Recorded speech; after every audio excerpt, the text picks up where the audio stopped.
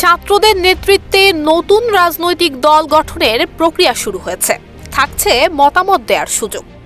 নিজের ফেসবুক পোস্টে এমনই এক বার্তা দিয়েছেন বৈষম্য বিরোধী ছাত্র আন্দোলনের আহ্বায়ক হাসনাত আব্দুল্লাহ। হাসনাতের পোস্টে অনেকটা ইঙ্গিত মিলেছে আদর্শগতভাবে ঠিক কেমন হতে যাচ্ছে তরুণদের নেতৃত্বে গঠিত এই দল। অবাক করা বিষয় হলো, এই দল গঠনের অংশ হতে পারবে দেশের যে কোনো শ্রেণী পেশার মানুষ। এতে যেন আত্মপ্রকাশের দিকে আরও এক ধাপ এগিয়ে গেল ছাত্র জনতার দল।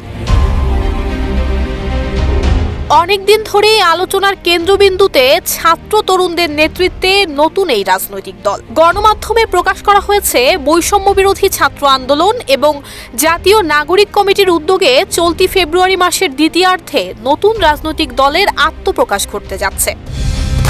কালার এক্সপার্ট, জর্জ স্যাপ এবং মাইল্ড অন হ্যান্ডস টেকনোলজি সমৃদ্ধ অরিক্স ক্রিস্টাল ওয়াশ আপনার লন্ড্রি এক্সপার্ট। এরই মধ্যে নতুন দল সম্পর্কে সাধারণ মানুষের মতামত জানতে চেয়ে ফেসবুকে স্ট্যাটাস দিয়েছেন বৈষম্য বিরোধী ছাত্র আন্দোলনের আহ্বায়ক হাসনাত আব্দুল্লাহ। 5 ফেব্রুয়ারি তিনি তার ফেসবুক স্ট্যাটাসে লিখেছেন, ছাত্র তরুণদের নেতৃত্বে নতুন রাজনৈতিক দল আসছে। আপনি কেমন দল চান আমরা তা জানতে চাই এবং সেই আদলেই দলটি গড়তে চাই। কমেন্টে দেওয়া ফর্মে আপনার মতামত জানান। ফর্মটি পূরণ করতে মাত্র 5 মিনিট সময় লাগবে।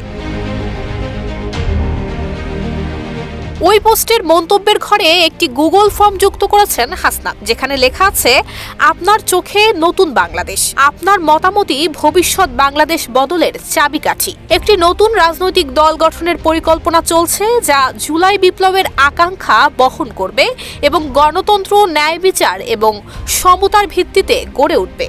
তরুণদের শক্তি, জনগণের মতামত এবং পরিবর্তনের অঙ্গীকারী হবে এই পথ চলার মূল ভিত্তি। এই ফর্মটি শুধু তথ্য সংগ্রহের জন্য নয়, এটি একটি সুযোগ, একটি দায়িত্ব এবং একটি আন্দোলনের অংশ হবার আহ্বান।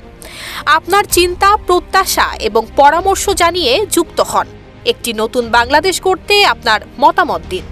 এই ফর্মে নিজের নাম এবং পেশা জানিয়ে বেশ কয়েকটি বিষয়ে মতামত দেওয়ারও সুযোগ রয়েছে।